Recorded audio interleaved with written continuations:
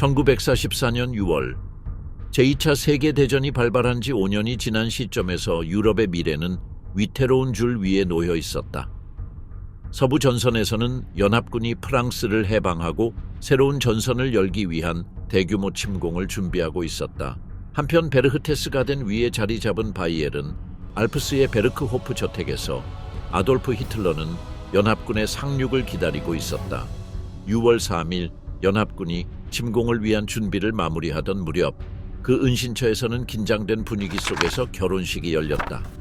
에바 브라운의 여동생 그레틀 브라운은 SS 고위 장교이자 하인리히 히물러의 총통 본부 연락 담당자인 헤르만 페겔라인과 결혼식을 올렸다. 이 결혼식에는 나치 정권의 주요 인사들이 참석해 화려한 복장을 갖추었으나 히틀러는 그의 상징적인 회색 군복을 입었다. 그는 신부의 부친 역할을 맡아 주최자로서 행사를 어느 정도 여유롭게 진행하도록 허락했다. 샴페인이 아낌없이 제공되었고 SS 군악대는 손님들을 위한 음악을 연주했으며 곧 하객들은 춤과 술에 흠뻑 빠졌다. 축제 분위기에도 불구하고 히틀러는 오래 머무르지 않고 일찍 자리를 떴으며 연회는 그의 부재 속에서도 밤늦게까지 계속되었다. 마틴 보어만은 지나치게 술을 마셔 흐트러진 모습을 보였고 결국 스스로 일어설 수 없는 상태에 이르러 수행원들이 그를 집까지 질질 끌고 가야 했다. 히틀러는 자신의 입지가 안전하다고 확신하며 연합군이 올 것을 초조하게 기다리고 있었다. 그는 이번 침공이 대서양 방벽에서 저지되고 파괴될 것이라고 굳게 믿었다. 그의 선전부장 요제프 괴벨스는 심지어 적군이 도버 해협을 건너올 엄두도 내지 못할 것이라며 의심했고 그의 연설에서는 다음과 같은 도발적인 구호를 반복했다. 놈들은 온다고 한다. 그렇다면 왜 아직 오지 않는가? 히틀러에게 있어 연합군의 공격 실패는 단순한 방어 승리를 넘어서는 의미를 지녔다. 그는 침공을 저지할 경우 영국과 미국이 전쟁에서 손을 뗄 것이고 그러면 독일은 동부 전선, 즉 소련과의 전투에 전력을 집중할 수 있으리라고 믿었다. 서부 전선을 방어하기 위해 히틀러는 대서양 연안을 따라 광범위한 방어선을 구축하라고 명령했는데 이것이 바로 대서양 방벽이었다. 이 방벽은 노르웨이에서 스페인 국경까지 이어지는 철통 같은 방어선으로 선전되었지만 실상은 나치 선전이 만들어낸 허상에 가까웠다. 히틀러는 또다시 자신의 환상에 사로잡혀 1910년에 실패한 프랑스의 마지노선과의 비교를 일절 거부했다. 해안 방어를 맡은 지휘관들이 벙커와 포대를 완성하기에 콘크리트가 부족하다고 경고했음에도 히틀러는 이를 무시했다. 자원이 부족했던 주요 원인은 히틀러가 새로운 세대의 유보트를 위한 거대한 잠수함 경납고 건설을 우선시했기 때문이다. 그는 이 잠수함들이 전쟁의 양상을 바꾸고 연합군의 해상 우위를 무력화할 것이라 믿었다. 하지만 해군은 이미 대서양의 제해권을 상실한 상태였다. 서부 전선 총사령관 게르트 폰 룬트슈테트 원수는 대서양 방벽을 전혀 실효성 없는 과장된 구조물이라 평가했다. 그는 프리드리히 대왕의 격언 모든 것을 방어하려 하면 아무것도 방어하지 못한다는 교훈을 항상 되새겼다. 그의 견해에 따르면 독일군은 방어에 불리한 이탈리아에서 철수해 알프스 너머로 후퇴하여 더 지속 가능한 방어선을 구축해야 했다. 또한 그는 노르웨이에 과도하게 주둔한 병력의 필요성에도 의문을 제기했는데 노르웨이는 해상 작전을 제외하면 육상 전투에서의 전략적 중요성이 낮다고 보았기 때문이다. 독일 고위 지휘부는 히틀러가 여러 항구를 요새화하려는 결정에 대해서도 의문을 제기했다. 히틀러는 영불 해협의 덩케르크, 칼레, 불론뉴, 르아브르, 셰르부르와 대서양 연안의 브레스트, 라로셸, 보르도를 페스퉁, 페퉁엔, 즉 최후까지 항전해야 하는 요새화된 주둔지로 지정했다. 이 요새들은 적의 징역을 지연시키기 위한 목적이었고 고립되더라도 절대 포기하지 않도록 명령되었다.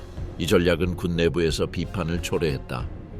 많은 지휘관들은 병력을 고정된 지점에 분산 배치할 경우 기동성과 침공 대응력이 심각히 저하된다고 경고했다.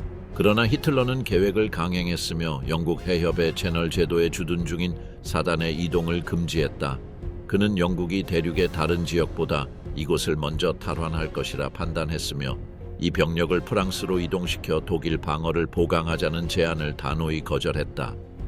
히틀러는 동서전선에 요새를 구축하는 것이 적을 저지하고 장군들의 자의적인 후퇴를 막는 핵심이라고 보았다.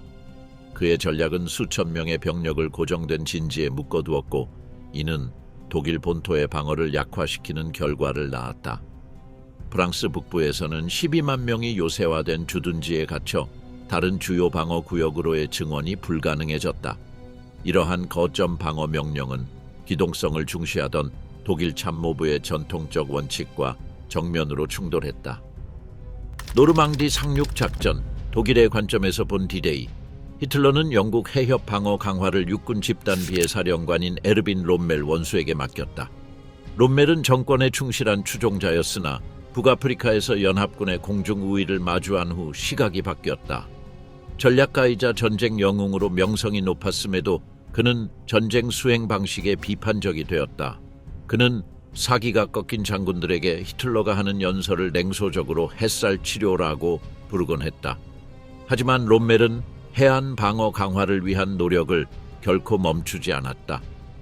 그는 성에서 보내는 시간이 적었고 새벽 5시에 일어나 참모장 한스 슈파이델 중장과 아침을 먹은 후 공식 차량인 호르히를 타고 해안을 시찰하러 떠났다. 그와 동행한 이는 몇 명의 장교뿐이었다. 그의 참모회의는 오후, 그가 돌아온 후에 열렸다. 저녁을 간단히 먹은 후 그는 슈파이델과 해군 고문 프리드리히 루게 소장을 포함한 신뢰할 수 있는 소수 인사들과 모임을 가졌다. 밤에는 성의 삼나무 아래에서 산책을 하며 공식 회의에서 다룰 수 없는 사안들을 사적으로 논의했다. 롬멜이 가장 좌절감을 느꼈던 주제 중 하나는 프랑스 방어를 위한 통합 지휘가 없다는 것이었다. 히틀러는 괴링과 데니츠 제독의 영향으로 루프트바페와 크리그스마리네를 하나의 지휘 아래 통합하는 것을 거부했고 그들 각각을 오직 자신만이 감독할 수 있는 별개의 존재로 유지하길 원했다. 루프트바페는 서부에 약 35만 명의 병력을 보유하고 있었으나 대부분은 괴링의 권력기구 내에서 물류 및 통신 업무를 수행하는 인력이었다.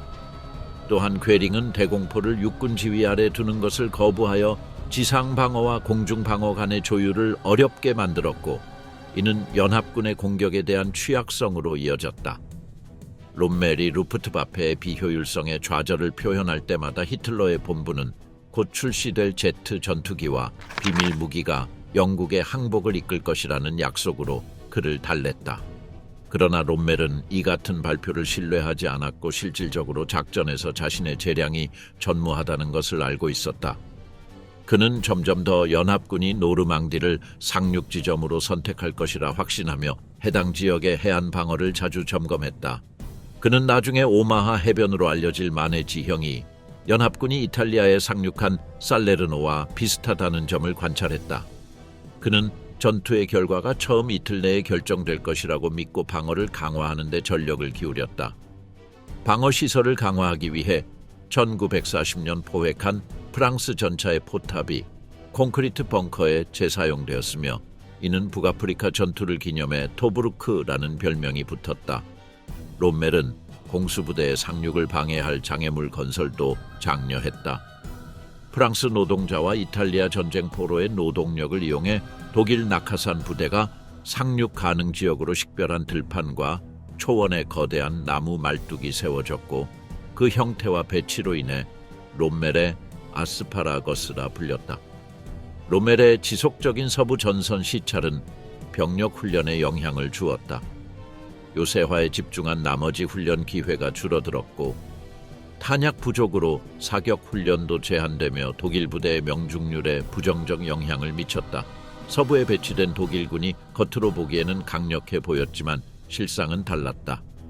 이론적으로 룬트슈테트는 150만 명의 병력을 지휘하고 있었지만 루프트바페와 크리그스마린에 대한 권한은 없었다.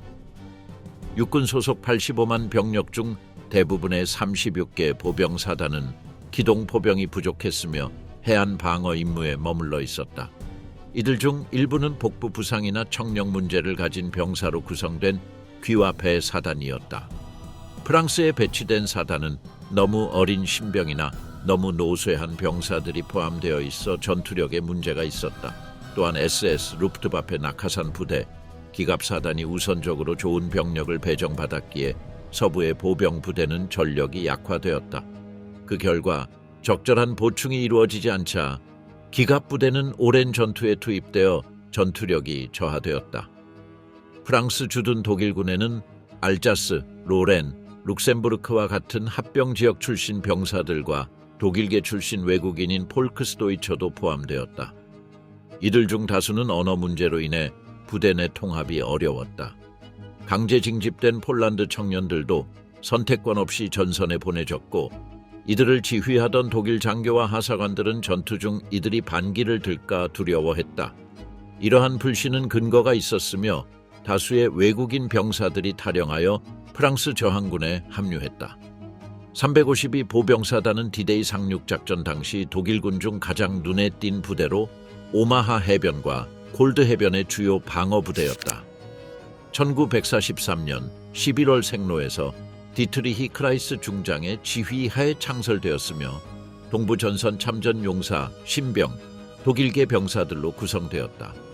원래 동부전선 배치를 위해 편성되었지만 연합군의 침공이 임박하자 노르망디로 보내졌고, 롬멜의 전략에 따라 바요 지역에 배치되었다. SSS와 정규군 소속 기갑사단 및 기갑척탄병사단은 프랑스 주둔 독일군 중 가장 전투력이 강한 부대들이었다. 많은 보병사단이 취약했던 것과 달리 이들 부대는 장비가 우수하고 숙련된 병사들로 구성되었다. 이 중 파견르 레어 사단은 북아프리카 전역 참전 용사이자 롬멜의 신뢰를 받던 프리츠 바이어라인 중장이 지휘했고, 기갑병력 훈련소 출신 병력으로 구성된 엘리트 부대였다. 노르망디에서 또 다른 강력한 부대는 하인리히 폰 위트비츠 중장이 지휘한 제2기갑사단이었다. 롬멜은 그의 지휘 능력을 신뢰했으며 상황이 필요할 경우 연합군과의 협상 대표로 적합하다고 판단했다. 해안에 더 가까운 지역에는 21기갑사단이 배치되어 케옹 지역에서 영국군의 징역을 저지하는 임무를 맡았다.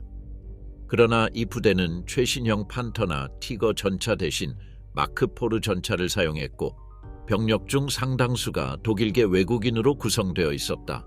지휘관 에드가어 포이히팅거 중장에 따르면 이들은 명령이해 및 수행에 어려움을 겪었다.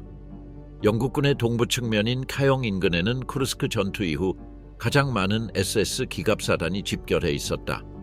그 중에는 SS 제1기갑사단과 세뇌 교육을 받은 젊은 병사들로 구성된 SS 제12기갑사단 히틀러 유겐트도 포함되어 있었다. 디데이 침공, 1944년 6월 6일 새벽 제352 보병사단 제1소총대대의 지휘관 베르너 플루스카트 중령은 오마하 해변 고지에 있는 요새화된 위치에서 바다를 바라보고 있었다. 벙커 안에서 쌍안경으로 수평선을 감시하던 그는 아무런 움직임도 감지하지 못했다. 그의 발치에는 개가 조용히 누워 있었으나 갑자기 벌떡 일어나 놀란 듯이 망망한 해협을 향해 짖기 시작했다. 짙은 안개 속에서 뭔가 보이지 않는 것을 감지한 듯했다. 개의 불안한 반응에 자극받아 플루스카트는 다시 쌍안경을 들어 올렸다. 이번에는 서서히 걷히는 안개 사이로 수평선에 어렴풋이 검은 실루엣들이 나타나기 시작했다. 그의 눈앞에는 수천 척의 전함, 수송선, 상륙정으로 이루어진 연합군 함대가 프랑스 해안으로 접근하고 있었다. 그 앞에 역사상 가장 거대한 침공 함대가 펼쳐졌고 6천 척이 넘는 선박들이 노르망디로 곧장 향하고 있었다. 이 순간 플루스카트는 디데이의 시작을 목격한 최초의 독일 장교 중 한 명이었다. 오전 5시 50분경 연합군 함대는 노르망디 해안 방어선에 포격을 개시했다. 전함, 순양함, 구축함에서 수백 문에 달하는 포들이 해안을 향해 방향을 틀고 상륙 예정지인 5개 해변을 맹렬히 포격했다. 다양한 구경의 포탄과 3만 8천 발 이상의 로켓이 발사되어 땅을 초토화시키고 해변은 크레이터와 연기로 뒤덮인 채 마치 달 표면과 같은 황폐한 풍경으로 변했다. 해안이 해군의 화력에 의해 타격을 받는 동안 수백 척의 상륙정은 수천 명의 미군, 영국군, 캐나다군 병사들을 태운 채 해안선으로 향하고 있었다. 이들 중 많은 병사들은 오랜 대기와 2미터에 달하는 강한 파도로 인해 지쳐 있었고 상륙 직전에 푸짐한 아침 식사를 후회하게 되었다.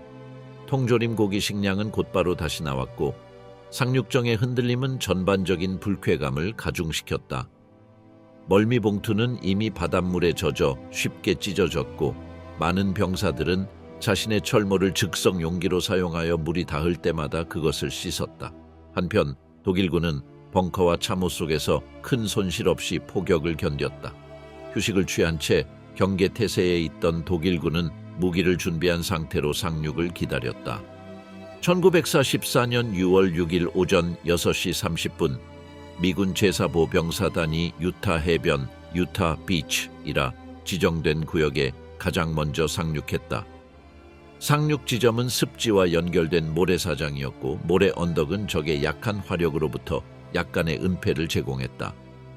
소수의 독일 방어군은 인근 위치에서 박격포로, 급조한 참회선은 소총으로 대응했다. 항해 오류로 인해 첫 번째 상륙 물결은 계획된 지점에서 약 1km 남쪽으로 벗어났으나 공교롭게도 그 지역은 이미 잘못된 포격으로 인해 약화된 상태였다. 이로 인해 미군은 빠르게 진격하며 적군을 몰아냈다. 몇 분 만에 공병들은 콘크리트 방벽의 틈을 만들었고 이는 내륙 진입을 용이하게 했다. 상륙 병력의 선두에는 프랭클린 D 루스벨트 대통령의 아들인 시어도 루스벨트 주니어 장군이 있었으며 그는 상륙 역사에 남을 한마디로 병사들을 독려했다. 여기서 전쟁을 시작하자 제4보 병사단은 강하게 요새화된 지점을 피한 상륙 덕분에 상대적으로 쉽게 유타 해변을 확보했고 여러 독일 방어선을 무력화시켰다. 포격 중에도 살아남은 독일군 포대 중 하나는 크리스백 포대였으며 그곳의 포 하나는 USS 콜이 구축함을 격침시켜 미 해군 병사 4명이 사망했다. 이 고립된 사건에도 불구하고 유타 해변 점령은 신속히 이루어졌으며 비교적 낮은 피해를 입었다. 미국 측 피해는 총 429명으로 이 중 129명이 전사하고 300명이 부상당했다. 진정한 지옥으로 변한 해변은 오마하 비치였다. 사전 포격이 실패하여 독일군의 방어선이 그대로 남아있었고 첫 상륙 물결이 해변에 도달하자마자 요새화된 위치에서 쏟아지는 십자포화를 맞았다. 독일 방어군은 동부전선 참전 경험이 있는 제3152 보병사단과 제716 해안사단 병력으로 구성되어 있었으며 약 7,000명이 8km에 달하는 해변을 절벽 최대 50m 뒤에서 방어하고 있었다. 상륙정에 탄 첫 번째 병사들은 해군 포격의 굉음을 들으며 놀라움을 금치 못했다.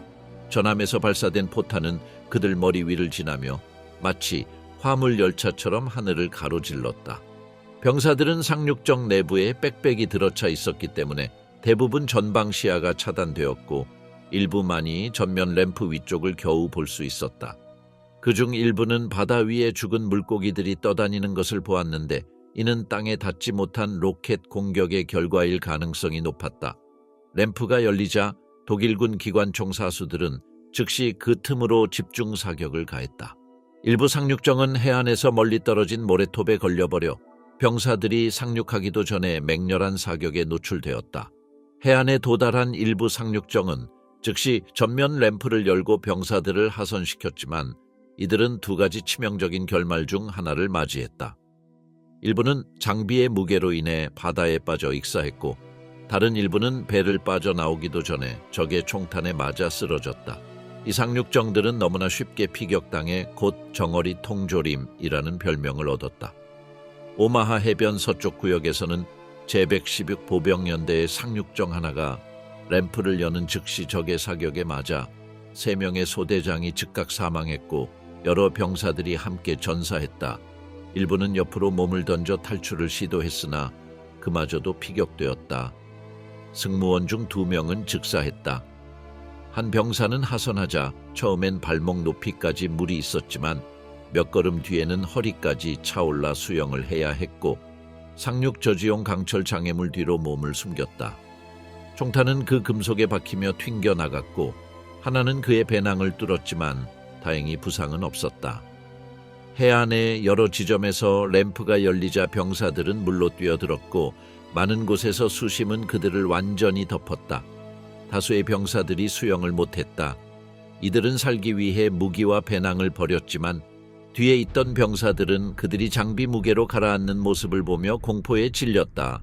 수영을 할 줄 아는 이들조차 적의 총탄에 맞아가며 몸부림쳤고 생존자와 시체들이 함께 떠다녔다. 일부는 죽은 척하며 조류에 몸을 맡기기도 했다. 물에서 빠져나온 후에도 해변을 걷는 것은 극한의 인내를 요구했다. 장비 무게와 젖은 옷은 한 걸음마다 납덩이를 달고 걷는 것 같았고 탄약이나 추가 장비를 지닌 병사들은 살아남기 힘들었다. 나중에 만약 상륙 초기 병사들이 그렇게 과중하게 장비되지 않았더라면 많은 생명을 구할 수 있었을 것이라는 결론에 도달했다. 오마하 해변 전역에 고통과 구조를 외치는 비명이 울려 퍼졌다. 폭발과 교차 사격 속에서 많은 병사들이 땅을 밟는 순간 부상을 입었다. 일부는 목까지 물에 잠긴 채로 움직일 때마다 방해가 되는 장비를 짊어진 채 천천히 전진했다. 피로는 전반적으로 퍼져 있었다. 혼란 속에서 몇몇은 한 걸음도 내딛지 못한 채 쓰러졌고 다른 이들은 힘을 회복하기 위해 얕은 지역으로 피신했다. 일부 분대에서는 전 분대 중 소수만이 살아서 해변에 도달할 수 있었다. 상륙 초기에 지휘관들의 손실로 많은 부대가 지도력을 잃었다. 그러나 병사들은 가만히 있는 것이 확실한 죽음을 의미한다는 것을 깨달았다. 끊임없는 사격 아래에서 즉각적인 지원 없이 전진은 생존을 위한 유일한 선택이었다. 그 모래띠를 건너는 것은 임무가 아니라 살아남기 위한 절박한 질주였다. 오마하 해변 상륙 작전 중 가장 위기의 순간 동안 병사들은 폭발과 총격 사이의 짧은 간격을 이용해 천천히 전진하며 엄폐했다. 지형은 죽은 시신들, 움직일 수 없는 부상자들, 해안에 도달하지 못하고 불타는 상륙정들로 뒤덮여 있었다. 장면은 혼란스럽고 참혹했다. 몇몇 전투원들은 뒤에 남겨진 이들을 돕기 위해 돌아가려 했지만 그 전에 사살당했다. 해변을 건넌 이들은 대부분 해수와 모래로 인해 무력화된 무기를 갖고 있어 지원을 제공할 수 없었다. 약 80%의 무기가 제대로 작동하지 않았던 것으로 추정된다. 많은 병사들이 소총의 방수 커버를 너무 일찍 제거해 염수가 내부에 새우며 들었고 거의 모든 무정의도 같은 이유로 고장나 통신이 완전히 단절되며 지휘와 협조가 불가능해졌다. 적의 사격 속에서 징역은 무질서해졌고 부대는 고립되어 재편성조차 할 수 없었다. 오마하 해변 상륙 초기에 수많은 병사들이 적의 사격과 전투의 혼란 속에서 심리적 붕괴를 경험했다. 일부는 충격 상태에서 장비를 버리고 해변이나 바다에서 방향 감각 없이 방황했으며 즉각적인 위험조차 인식하지 못했다. 여러 명은 외상이 없음에도 불구하고 반응하지 못한 채 앉거나 쓰러져 있었다. 조수의 상승은 움직일 수 없던 부상자들에게 새로운 희생을 가져왔다. 일부는 좌초된 상륙정에 모여 필사적으로 안전을 추구했지만 물에 휩쓸려 익사했다. 또 다른 이들은 방향 감각을 잃고 적의 기관총 사격으로 주위에 모래기둥이 일어나는 가운데 해변을 걷고 있었다. 의무병들과 장교들은 가능한 병사들을 구조하려 했지만 총탄의 강도 때문에 그 시도는 중단될 수밖에 없었다. 혼란 속에서 일부 병사들은 완전히 통제력을 잃고 무작정 달리다가 사살되기도 했다. 하인리히 제버로 A. 하인리치 세벨로 저항 거점 62번 진지의 기관총 사수는 오마하 해변 상륙 중 미국군에게 가장 많은 사상자를 입힌 독일 병사 중 한 명이 되었다. 몇 시간에 걸쳐 지속된 사격과 탄약을 보급하는 보조 인원의 지원으로 제버로는 그 해안 방어의 핵심 요소가 되었다. 하인리히 제버로는 수년 후 자신의 기관총 사격이 수면을 가르며 물을 튀기던 모습을 회상했다. 그는 미군 병사들이 해변을 기어오르며 엄폐처를 찾으려 했고 두려움과 혼란이 점점 미군 대열에 번지는 것을 보았다. 기관총이 작동하지 않을 때면 그는 마우저 K-98 소총으로 계속 사격했으며 그날 약 400발의 탄환을 사용했다. 오전 내내 거의 쉬지 않고 사격을 이어가던 하인리히 제버로는 이상한 점을 감지했다. 그의 구역에 다른 기관총 소리가 더 이상 들리지 않았던 것이다. 상륙 초기 강하게 대응하던 인접 진지는 조용해졌고 이 인상은 오전 10시 12분에 전해진 보고로 확인되었다. 저항 거점 62번 진지에서 작동 중인 기관총은 단 하나뿐이었고 그것은 그의 것이었다. 몇 시간 동안 제보로는 사실상 혼자서 그 해안 구역을 방어했다. 오마하 해변 상륙 중 하인리히, 제보로에게 가장 트라우마로 남은 순간은 그의 기관총이 아니라 단 하나의 마우저 소총 사격으로 인한 것이었다. 그의 정면 해변 중간에 위치한 2개의 콘크리트 블록은 과거 벙커 건축 자재를 생산하던 오래된 제분소의 잔해였다. 그곳에서 그는 등 뒤에 화염 방사기를 맨 미군 병사 하나가 엄폐처를 찾으려는 모습을 발견했다. 망설임 없이 조준하고 발사했다. 탄화는 병사의 헬멧을 관통해 즉시 쓰러뜨렸다. 그날 수백 발을 쏘았음에도 이 한 발은 그의 기억에 깊게 남았고 수년 뒤 제보로는 그 장면을 그 어떤 순간보다 괴로웠던 기억이라며 회상했다. 수십 명이 MG-42의 사격으로 쓰러지던 장면보다도 더 말이다. 그 장면은 수년간 그의 악몽 속을 떠돌았다. 오후 2시경 하인리히 제보로는 서쪽에서 접근하는 셔먼 전차들을 포착했다. 그의 기관총은 이미 주요 탄약을 다 소모했기에 그는 야광탄으로 사격을 이어갔다. 곧이어 폭발이 그의 진지를 덮쳐 얼굴에 부상을 입었으나 그는 자리를 지켰다. 1시간 후 저항 거점 62번 진지 책임자였던 베르나르트 프레르킹 중위는 그에게 철수를 명령했다. 제보로는 후퇴했고 프레르킹은 곧 전사했다. 전선이 무너지자 살아남은 독일군은 콜르빌 방향으로 지형 잔해 사이를 뚫고 후퇴하기 시작했다. 오마하 해변의 초기 학살을 저지한 것은 상륙정의 지속적인 도착이었다.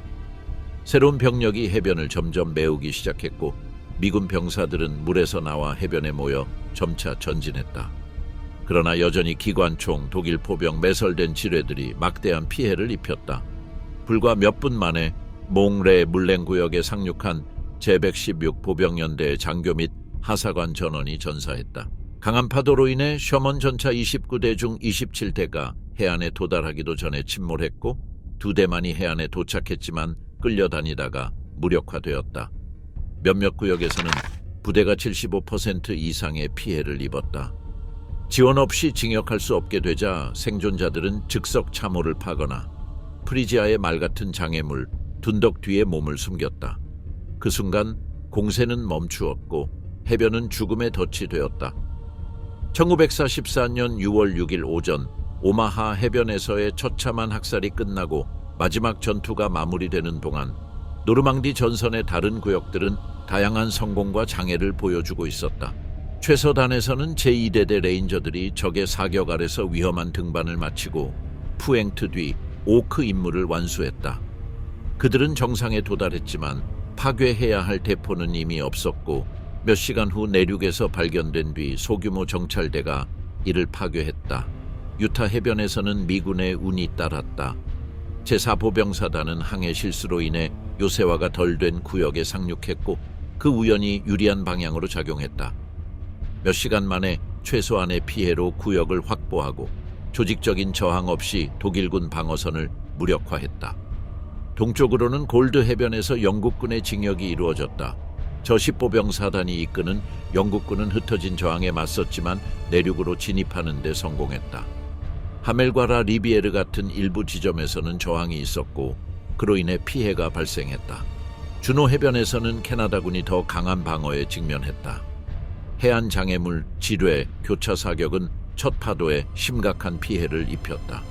그럼에도 불구하고 제3보 병사단은 결연한 의지로 독일 방어선을 여러 구역에서 돌파했고 크루셀 및 베르니에르 같은 주요 지점을 확보했다.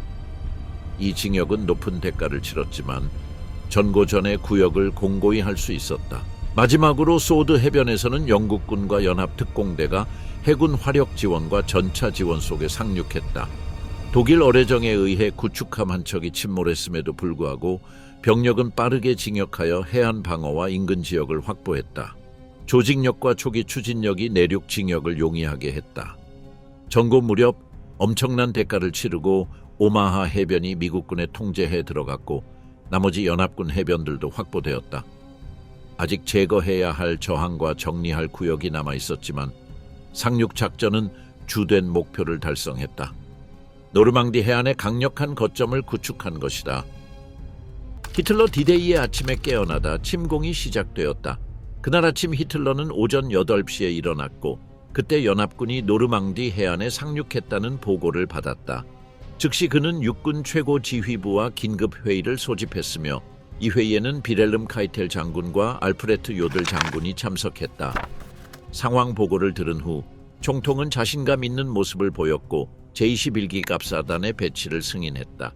그는 이미 연합군이 상륙한 이상 그들을 섬멸할 수 있다고 확신하며 대륙에서 그들을 격파할 때가 왔다고 확신에 찬 태도로 말했다. 오전 9시 국가사회주의 정권은 공식적으로 라디오를 통해 침공 소식을 발표했다. 10분 후 미국과 영국 양국 정부도 자국의 공식 성명을 발표했다. 런던에서는 윈스턴 처칠 총리가 하원에 출석했고 수백 명의 시민이 화이트홀의 전몰자 기념비 체노탑 주변에 모여 유럽의 운명이 지금 결정되고 있다는 사실을 인식하고 있었다. 오전 9시 독일군은 완전한 동원 태세에 있었으며 지시를 기다리고 있었다. 1시간 반 후인 오전 10시 30분 에리히 막스 장군은 제21 기갑사단에 영국군의 해안 진지에 대한 공격을 명령했다. 그러나 그의 직속 상관인 에드가 포이히팅거는 이 명령을 취소했다. 동시에 프리츠 바이어라인과 프리드리히 돌만 사이에서는 같은 사안을 놓고 격렬한 논쟁이 벌어졌다. 바이어라인은 단순한 소규모 침투라고 여겼기 때문에 대낮에 전차를 적의 포격과 공습 아래 노출시키는 것은 미친 짓이라고 생각했다. 오후 2시 30분 게르트 폰 룬트슈테트는 프리츠 비트 지휘관에게 제12SS 기갑사단 히틀러 유겐트가 노르망디 해안으로 진격할 것을 명령했다. 그는 이 명령을 매우 꺼리며 내렸는데 이는 이 부대를 북쪽으로 너무 멀리 이동시키면 자신이 믿는 진정한 침공인 칼레 해협, 파데칼레에 대비할 수 없게 될 것을 우려했기 때문이다. 6월 6일 오후 4시경 제21기 갑사단은 영국과 캐나다 상륙 지역 사이의 틈새를 공격하라는 명령을 받았다. 에리히 막스는 긴박한 어조로 작전을 맡은 지휘관에게 말했다.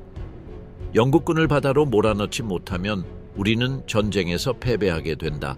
하지만 히틀러나 이미 오전 11시부터 상륙 사실을 보고받은 독일 최고 지휘부는 이것이 주된 작전이라는데 확신을 갖지 못했다.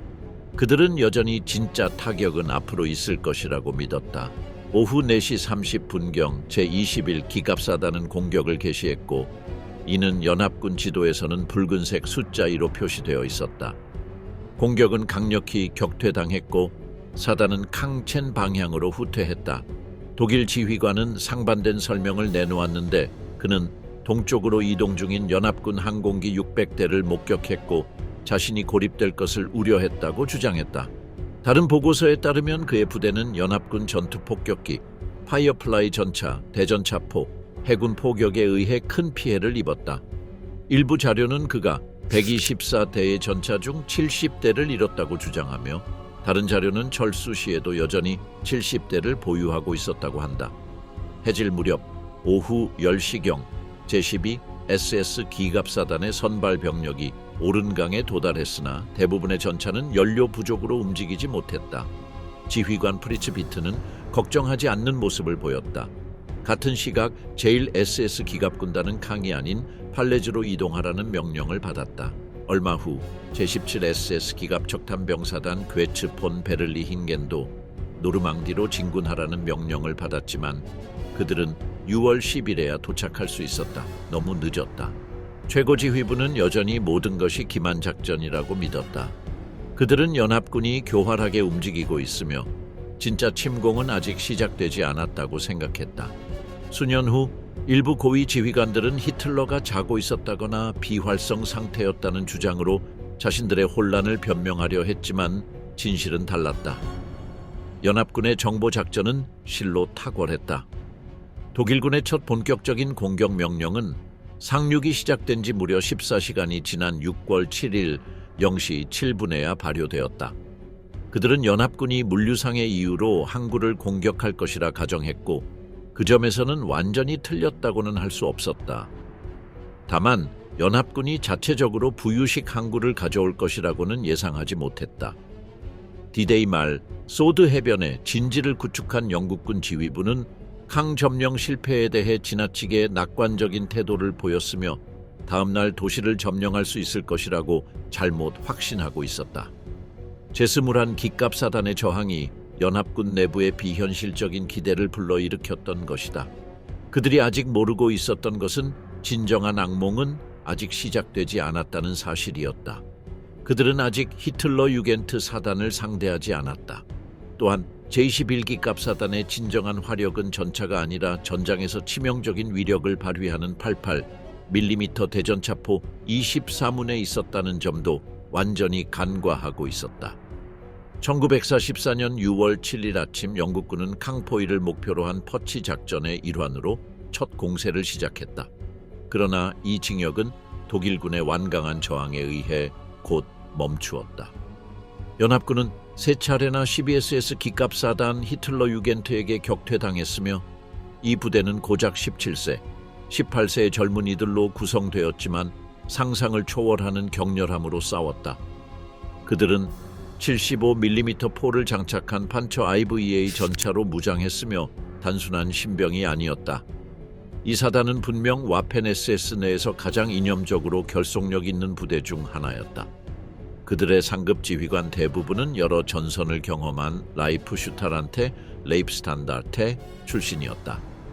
이들의 훈련은 강도 높은 군사적, 이념적 교육을 기반으로 진행되었고 완벽한 병사, 사명감과 규율을 갖춘 병사를 양성하고자 했다.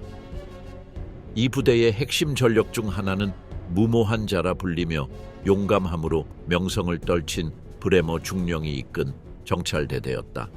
쿠르트 판처 마이어와 같은 인물은 이미 이전 전역에서 뛰어난 지휘력을 입증하여 결단력 있는 전략가로 명성을 얻고 있었다. 사단 지휘관은 참나무잎 기사 십자 훈장을 수훈한 35세의 프리츠비트 슈탄다르 텐 휘러였다. 이 젊은이들의 훈련은 기존 방식과는 달랐다. 전투에 최적화된 특수 훈련이 적용되었으며 가죽처럼 유연하고 그루프 강철처럼 강하고 그레이하운드처럼 민첩하게라는 총통 직속의 슬로건이 훈련소의 표어로 사용되었다. 그들은 적의 목을 물 수 있는 완전한 병사로 성장해야 했고 훈장받을 자격이 있는 존재로 길러졌다. 이들에게는 철저한 책임감, 동료의 희생정신, 판단력, 자기통제, 신체적, 정신적 강인함이 강조되었고 변경 내 훈련은 금지되었다. 모든 훈련은 실제 전투 상황에서만 실시되었다. 전투가 끝났을 때 히틀러 유겐트 사단은 60%의 피해를 입었지만 연합군이 프랑스에서 맞닥뜨린 가장 무서운 적으로 입증되었다. 노르망디의 생울타리는 이 젊은 병사들의 희생을 증언했다. 집요한 연합군 전폭기들은 어린이 사단이라 조롱하면서 병사들의 사기를 꺾으려 했지만 병사들은 오히려 분노에 찬 격렬한 저항으로 대응했다. 매복전 속에서 장교들은 이 소년들이 수년간 전투를 경험한 노련한 군인처럼 싸우는 모습에 충격을 받았다. 그들은 적을 향해 분노와 결단력으로 돌진했고 유니폼에는 여전히 히틀러 유겐트 완장을 착용한 이들도 있었다. 영국 놈들은 곧 자신들이 누구와 싸우는지 알게 될 것이다. 그들은 말했다. 해군 포격, 포탄, 전차포, RAF 공습 속에서도 그들은 강철과 불의 지옥을 뚫고 돌진했으며 결국 적과의 백병전에 돌입하는 데 성공했다. 1944년 6월 8일 연합군은 해안 거점을 확장하려 했으나 판처레어 기갑사단의 배치로 인해 그 징역은 곧 저지되었다. 이 부대는 당시 프랑스 내 독일 육군 최강 전력으로 전차 230대와 차량 600여 대를 보유한 진정한 충격 부대였다. 그들의 투입으로 오드리오의 인근에서 저시병 국보 병사단을 무난히 저지했으며 다음 날인 6월 9일에는 캐나다 제2군단의 징역도 푸토앙배상, 노레양배상, 브레트빌 로르게유즈에서 차단했다. 이어 6월 11일 히틀러 유겐트 사단은 연합군의 새로운 공격에 맞서 전선에 재배치되었다. 이번에는 스코틀랜드의 저시빌, 하이랜드 보병사단이 랑빌 남쪽에서 생토노린을 향해 돌파를 시도했지만 이틀간의 치열한 전투 끝에 많은 사상자를 남기고 철수할 수밖에 없었다.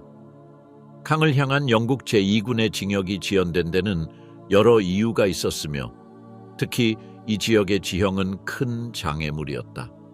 이 지역은 보카주라 불리는 복잡한 생울타리 지대로 독일군에게는 완벽한 매복지였다. 이들은 그 속에 은폐하여 포병, 로켓, 기관총, 판처파우스트 대전차 무기를 배치했고 연합군의 전진은 매번 죽음의 함정으로 바뀌었다. 캉 외곽에서 벌어진 전투 중 연합군의 공세는 독일 진지에 대한 지속적인 폭격으로 이어졌다. 6월 14일 베누아 근처에 위치한 제12SS 기갑사단 지휘소가 영국 해군 포격에 직격당했고 이 폭격으로 프리츠 비트 지휘관 본인과 그의 장교 한 명이 파편에 얼굴을 맞아 즉사했다. 그의 전사 소식은 특히 라이프슈탈한테 시절부터 함께한 병사들에게 큰 충격을 안겼다. 비트는 샹피니시르 마른 묘지에 군장으로 매장되었다. 이후 사단 지휘권은 33세의 젊은 장교 쿠르트 마이어에게 넘어갔고 그는 전투에서의 대담함과 지휘력으로 잘 알려진 인물이었다. 유타 및 오마하 해변을 확보한 후 미군은 내륙으로 진격을 시작했고 양측 해안 교두보를 연결하여 전선을 공고히 하고자 했다. 그 연결 지점의 핵심은 카랑탕이었다. 이 도시는 주요 도로망과 철도가 교차하는 전략적 요충지였다. 이곳을 확보하면 상륙지역 간 통로가 형성되어 셰르부르로의 징역이 가능해졌다. 그러나 지형은 매우 불리했다. 독일군은 주변 들판을 침수시켜 접근을 어렵게 했고 도브강과 수로를 가로지르는 약 2km 길이의 고가 도로만이 유일한 진입 경로였다. 양쪽은 다리로 둘러싸여 있었고 엄폐물은 거의 없었다. 6월 8일 미 제101 공수사단 저101 연대는 생콤디몽에서 독일군을 카랑탕 방향으로 후퇴시키는 데 성공했다. 후퇴하는 독일군은 고가도로 첫 번째 다리를 파괴하여 연합군의 징역을 지연시켰다. 이런 장애물에도 불구하고 101 공수사단은 공격을 계속 이어갔고 근접 전투와 열악한 지형 속에서 격렬한 저항을 맞이했다. 카랑탕 점령은 미군 전선을 유지하고 코탱탱 반도 북부로의 진출을 위해 결정적이었다. 앱섬 작전, 노르망디에서의 강철 폭풍. 버나드 몽고메리 원수는 오마 브래들리 장군이 지휘하는 미군의 빠른 징역에 비해 영국 제2군의 캉첸, 징역이 부진한 것에 눈에 띄게 좌절하며 긴급 조치를 결심했다. 그렇게 해서 그는 1944년 6월 21일 캉 서쪽에서의 포위 기동을 목표로 하는 대담한 작전인 앱섬 작전을 구상했으며 이 작전에는 6만 명 이상의 병력과 약 600대의 전차가 동원되었다. 이 계획은 골드 해변과 주노 해변 사이에 상륙한 영국 제8군단의 최근 도착을 활용한 것이었다. 하지만 몽고메리는 그와 동시에 독일 SS 제2기갑군단의 주요 전차 부대들이 프랑스 북부와 벨기에에서 방어를 강화하기 위해 이동하고 있다는 사실을 알지 못했다.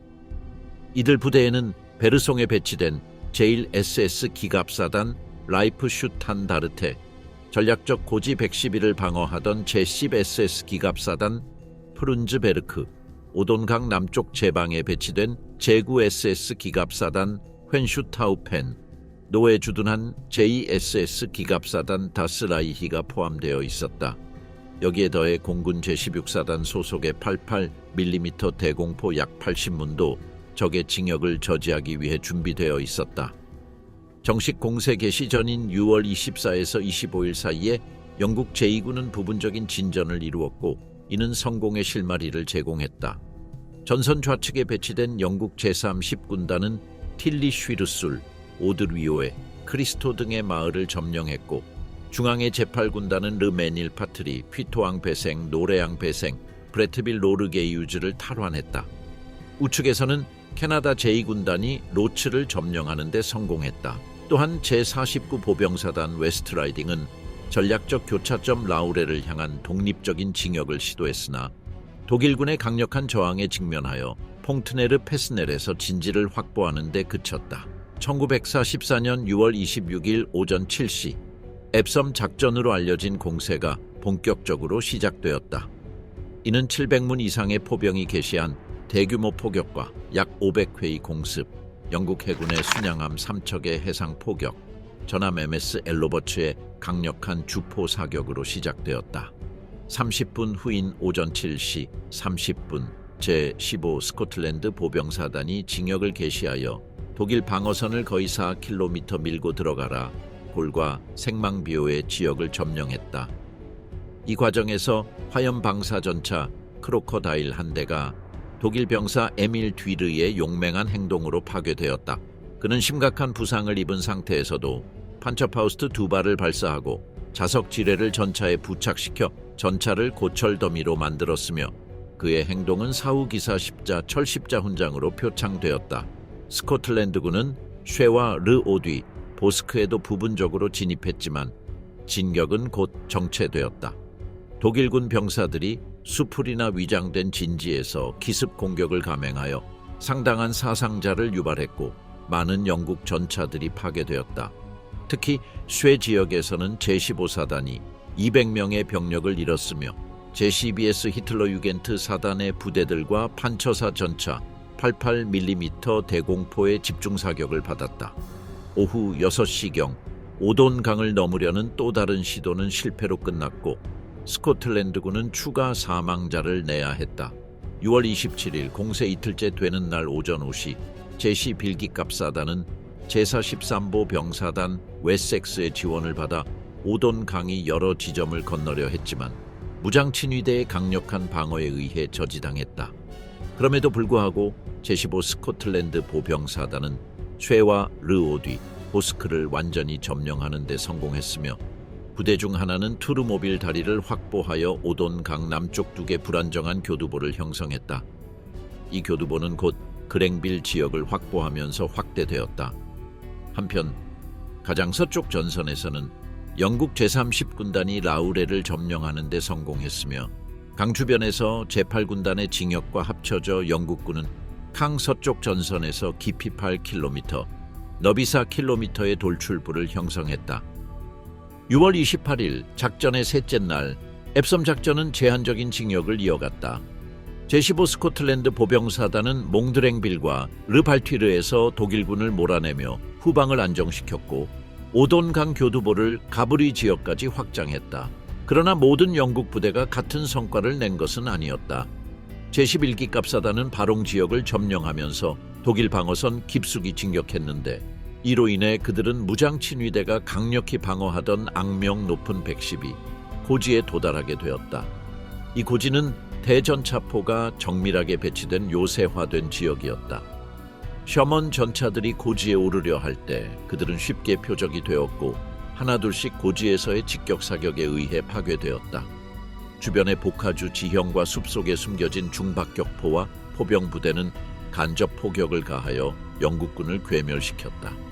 이 112 고지 공격은 제11 기갑사단에겐 참극으로 막대한 피해를 입었다. 6월 29일 앱섬 작전은 위기 국면에 들어섰다. 제사 13보 병사단 웨섹스가 무왕을 점령하는 데 성공했지만 곧 SS 제2기 갑군단의 격렬한 방력이 이어졌다. 오후 6시 제94 보병사단 웨스트라이딩에 의해 저지되었다. 같은 날 제2SS 기갑사단 다슬라이히는 오돈강 북쪽을 공격했으나 제15 스코틀랜드 사단에 의해 막혔고 제10SS 프룬즈베르크는 제11 기갑사단을 상대로 약간의 징역을 이루며 셔먼 전차 여러 대를 파괴했다. 하지만 이 방역은 6월 30일에 접어들며 힘을 잃기 시작했다. 연합군은 공습과 포격으로 응수했으며 타이푼 전폭기들은 후방의 독일군 집중지역을 맹폭했다. 이에 따라 SS 사단들은 약 40대의 전차를 잃고 철수해야 했지만 그럼에도 불구하고 적에게 상당한 피해를 입혔다. 7월 초 영국군의 공세는 공식적으로 중단되었다. 앱섬 작전은 전략적 목표를 달성하지 못했다. 진격은 제한적이었고 연합군의 피해는 너무 커 부대 재편이 불가피했다. 독일군의 방어는 큰 소모에도 불구하고 전술적 승리로 평가되었다. 추축국 최고사령부 내에서는 비판적인 목소리가 나오기 시작했다.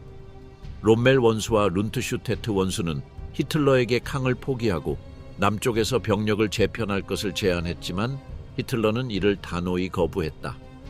그 결과 룬트슈테트는 해임되고 귄터 폰 클루게가 후임으로 임명되었으며 판처 서부군단 사령관 가이어 폰 슈베펜부르크 장군 역시 하인리히 에버바흐로 교체되었다. 제7군 사령관 프리드리히 돌만 장군은 미군이 셰르부르 항구를 점령한 후 해임 통보와 군사재판 회부 소식을 듣고 자살했다. 강 도시는 1944년 7월 20일에야 완전히 연합군 수중에 들어왔다. 이는 몽고메리 원수가 처음 계획했던 6월 6일보다 36일이나 늦은 시점이었다. 이처럼 주요 도시 앞에서의 장기간 정체는 영국에게 상징적인 패배로 여겨졌으며 이는 강으로부터 고작 10에서 12km 떨어진 곳에서 발이 묶인 동안 미군은 코탕탱 반도와 브르타뉴 방향으로 빠르게 진격하고 있었기 때문이다.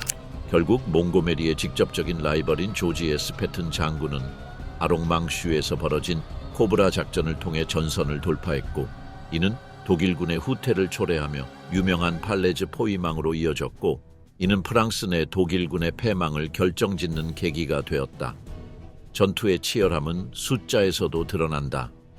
연합군은 약 23,000명의 인명 손실과 890대의 전차를 잃었으며 독일군은 약 12,000명의 피해와 300대의 전차 손실을 기록했다. 36일간의 강 전투 동안 독일군은 연합군의 진격을 실질적으로 지연시키며 서부 전선을 결정적 시기에 방어하는 데 성공했다. 이 전술적 성과는 롬멜 원수의 마지막 대승으로 여겨졌으며 이는 1912년 엘 알라메인에서의 패배에 대한 일종의 복수로 간주되었다. 하지만 독일의 성공은 일시적이었다. 강 남부 전선이 무너진 뒤 미군과 영국 캐나다군은 합류하여 내륙으로 진격했고 이는 곧 파리 해방을 가능케 하였으며 서유럽에서 제3제국의 붕괴가 시작되는 계기가 되었다. 하인리히 제페를로가 포로가 된 후의 운명. 1944년 6월 6일 미군에게 생포된 후 하인리히 제페를로는 자신을 포로로 잡은 병사들이 자신이 오마하 해변의 저항 거점 6.2번지에서 아침 내내 사격했던 바로 그 16보병연대 소속임을 알지 못했다. 다행히도 그는 그 순간 자신의 전투에서의 역할에 대해 많은 정보를 밝히지 않았고 이는 아마도 그의 생명을 구한 요인이었을 것이다. 부상을 입은 그는 이후 비에르빌에 있는 임시 포로 수용소에서 며칠을 보냈으며 자신보다 더 중상을 입은 다른 병사들을 돕기도 했다. 그 후 그는 영국으로 이송되었고 나중에는 미국으로 보내져 약 2년 동안 동부 해안 전역의 다양한 노동 수용소에 수감되었다. 그는 주로 농작물 수확 같은 농업 노동에 종사했으며 보스턴에서 플로리다에 이르기까지 여러 장소를 전전했다. 그가 포로로 있는 동안 그의 의식을 깊이 흔든 순간이 있었다. 한 전우가 스타스타 잡지를 보고 있었고 그 안에는 오마하 상륙 작전에 관한 사진 기사 하나가 포함되어 있었다. 제페를로는 영어를 이해하지 못했지만 친구가 그에게 일부를 번역해 주었고 그 중에는 이지레드, 이지레드 구역에서 미군 병사들이 피와 진흙이 뒤섞인 바닥에서 계속 미끄러져 상륙조차 제대로 하지 못했다는 내용이 있었다. 그것은 그가 경험한 일의 인간적인 차원을 처음으로 마주하게 해주는 감정적으로 큰 충격이었다. 1947년 4월 그의 아버지가 가족 농장의 일을 도와달라고 요청하면서 하인리히는 조기 석방되었다. 독일로 돌아온 그는 정상적인 삶을 되찾으려 했으나 전쟁의 기억은 그를 따라다녔다. 평화를 구하기 위해 그는 친구 베르나르트 프레르킹의 어머니와 미망인을 찾아가 함께 오마하 근처의 군인 묘지에서 사랑하는 이의 무덤을 찾았다.